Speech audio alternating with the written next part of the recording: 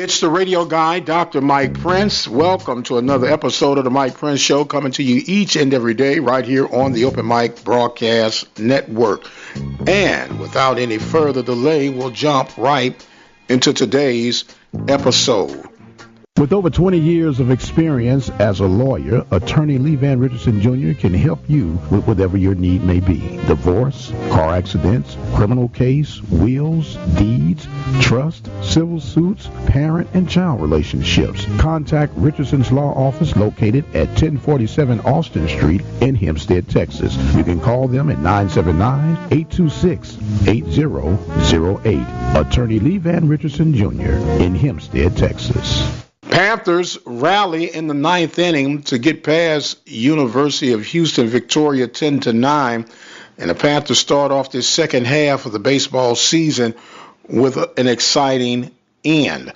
Panthers will put on their traveling shoes as they get ready to head to Pine Bluff, Arkansas, in what can be a very pivotal series as far as the Panthers are concerned. They're 5-7 in conference play. If they can turn around and get the sweep in Pine Bluff, they'll come back 8-7 and putting themselves in a much better position. Right now, the number 4 seed in the Southwestern Athletic Conference Western Division. They take the top 4 seeds. Right now, Pine Bluff, who they have a cushion on, but they can get some degrees of separation once they take care of business in Pine Bluff. The Panthers on the softball side of the diamond, they split with the Islanders of Texas A&M Corpus Christi as they were able to rally back in Game 2 to create that split on the campus of Prairie View. A lot going on. We have more baseball talk to discuss with Olen Parker. We are going to talk about the necessities of strong recruiting and defense even at the mid-season point, because you always have to plan your work and stay ahead of the game. The City of Prairie View's 50th anniversary celebration will get off to a grand start Friday, April the 12th, at the Waller County Community Center located at 21274 FM 1098 Loop in Prairie View, Texas, 77446. The master ceremony acknowledging local senior residents, special guests, and dignitaries will be attended by invitation only and RSVP by March 31st, 2019 by contacting the City of Prairie View Mayor's Office at 936-857-3711. Following with the first-time citywide parade on Saturday, April 13th, starting at 10 a.m. on FM 1098 Sanderbland Parkway and ending across U.S. Business 290 over the railroad track. After the parade, a citywide community event will take place at the Prairie View City Hall, 44500 Business 290, Prairie View, Texas, 77446, from 12 noon until 6 p.m. The citizens of Prairie View and surrounding counties, join us for food, fun, games, storytelling, music, vendors, and having an old-fashioned outdoor picnic party. Football practice has been on the way for the spring. Panthers will have a slight challenge as their Saturday scrimmage has to deal with the potentials of rain. But I know that's not going to stop the Ghosts and the Panthers on their mission as they get ready for the spring football game on April the 18th. Hello, PV Nation. It's Kimberly Runnels, your National Alumni Association president, just wanting to invite everyone, alumni and friends, to our 45th annual National Alumni Convention held at the Houston City Place Marriott in Spring, Texas. The date, July 25th through the 27th, 2019. Don't miss it. Fellowship with other alumni. We have a networking seminar occurring, and of course the Athletic Summit returns as well. Soon, registration information will be available. So don't miss 3 fabulous days at the Houston City Place Marriott in Spring, Texas. Don't forget, May 6th will be the Panther Backers annual golf tournament. Get in contact with Dino Robertson at 713-417-2688.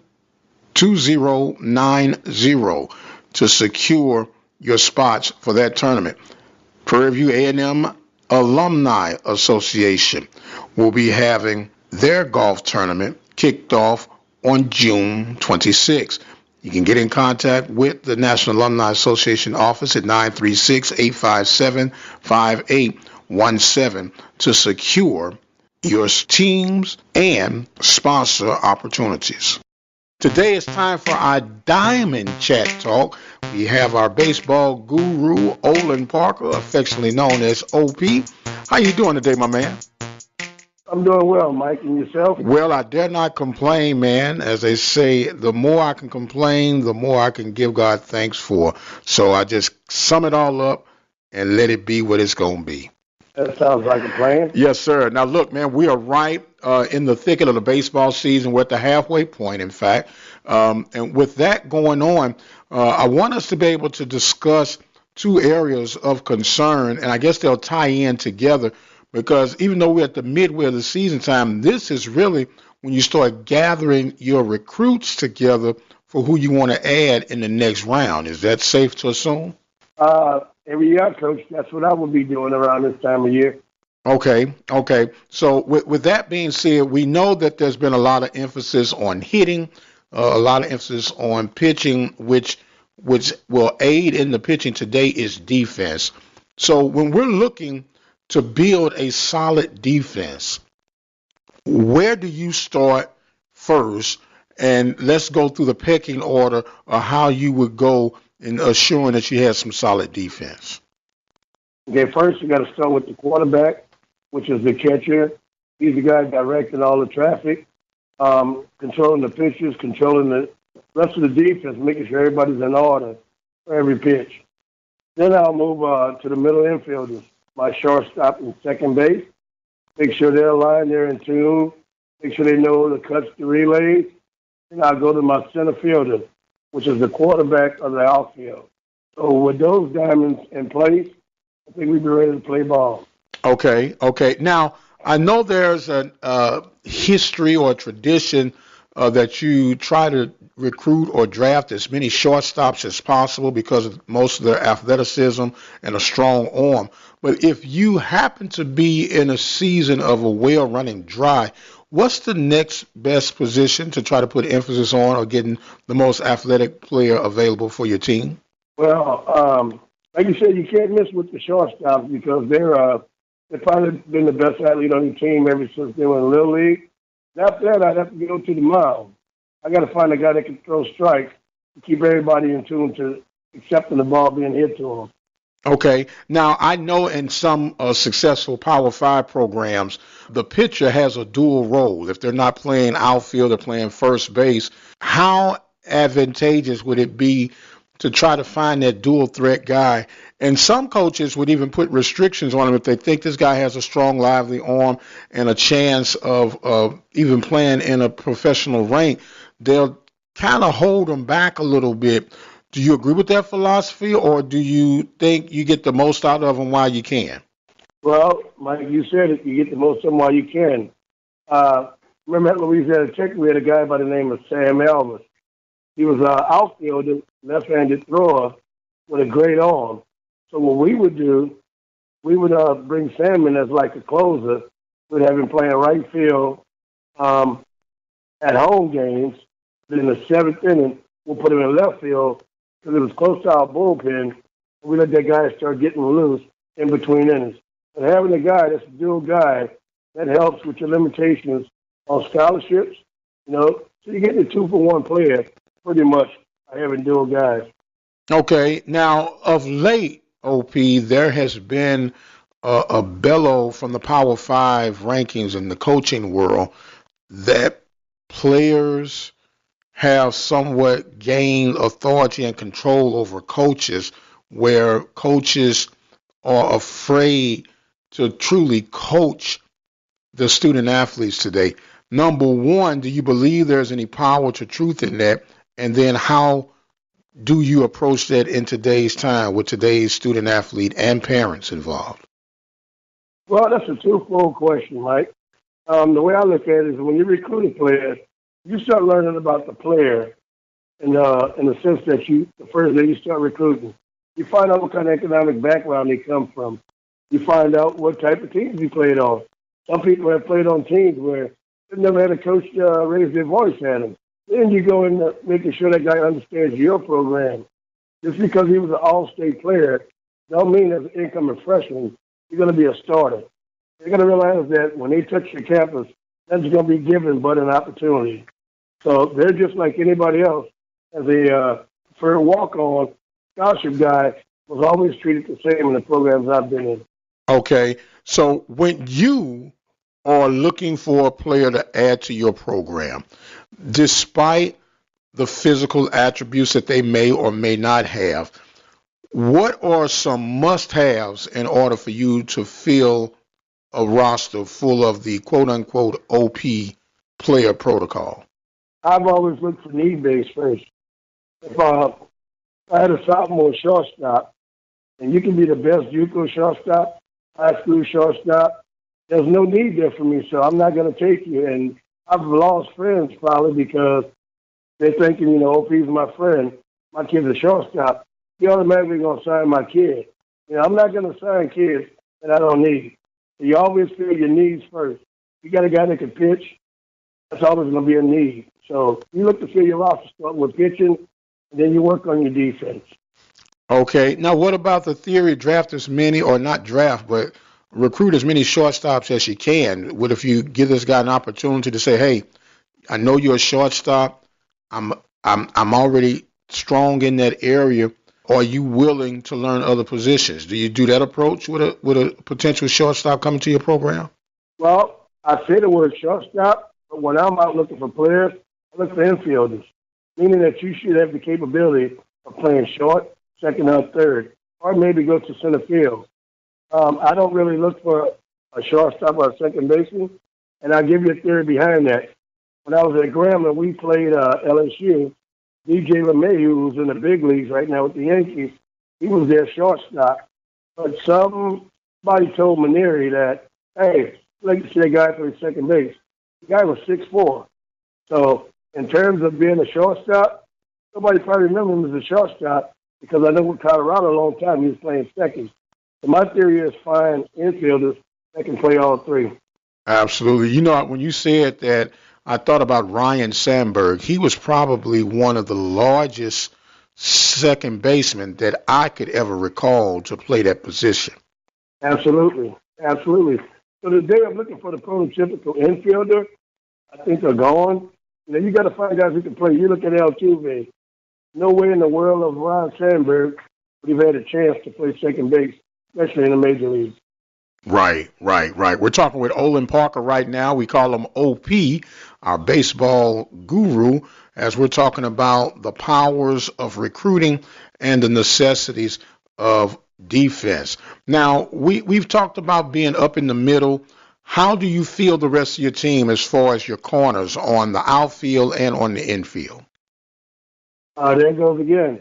An outfield, I think, should be able to play all three positions because you look at the Boston Red Sox. You look at their outfield, they got 3 center fielders in the outfield. You just fill your team with athletes opposed to that. I think they're getting away from getting the power hitting the right fielder because his defense could be a liability. Okay. Now, there has been a lot of discussion of potentially, and I hate to use this term, but it's the term that fits, that more small ball is coming back into play on both the collegiate and professional ranking. How do you see that developing from where you are right now? Well, it has to come in play because you got to realize, Mike, pitchers are bigger and stronger now. They have more velocity now, and they've added multiple pitchers since you and I played. So therefore, the bunt game definitely has to be part of the arsenal to be a successful offense. Okay, now would you consider bunting as an offensive strategy or defensive strategy? That's kind of a trick question. Yeah, I know it, Mike. Offensively, because you're trying to score a run. You can't play defense with the bat in your hand, so it definitely has to be offensive. Well, some would say that you're doing it up to set up your defense for future runs because sometimes it could be trying to add or move over an additional run, not necessarily a time run or go-ahead run, but just a little bonus feature in there. Well, in my system, that everybody 1 through 9 has to know how to bunt. You never know when it's going to be your turn. You could be a full hitter. We got runners on first and second with no outs.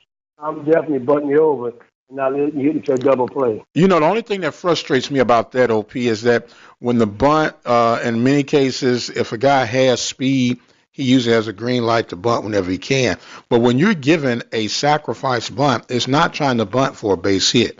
It's a sacrifice for a reason. Give yourself up for the sake of advancing your teammates. Absolutely. First of all, when you're on deck, you should be looking at the situation before it takes place. So in your mind, walking up to the plate, you should know that you're going to have to sacrifice.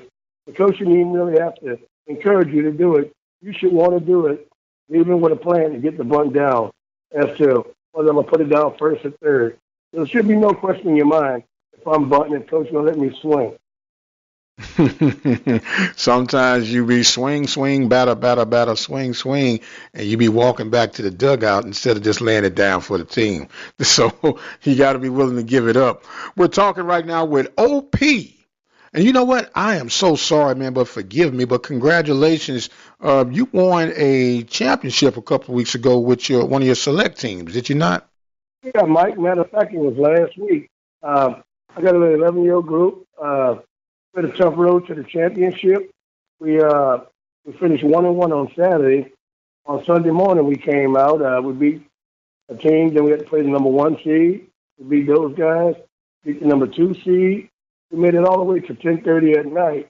And if you figure trying to coach 11-year at 10:30 at night, it's not going to be good. So trying to coach a 20-year-old at night at 11 o'clock at night ain't good, man. Absolutely.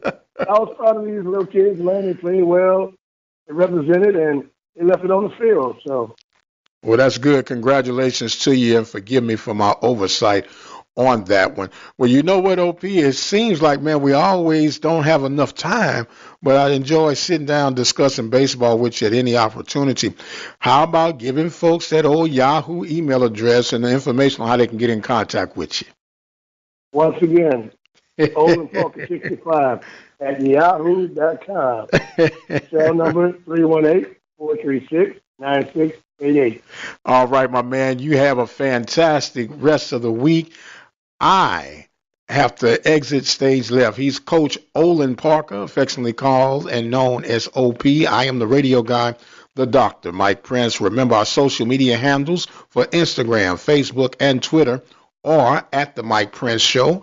Our YouTube channel is Open Mic Broadcast Network. The website, obnradio.com. And, of course, our dial-in message line, 713-570-6736. And until the next time, you guys be blessed, and we'll see you on the other side.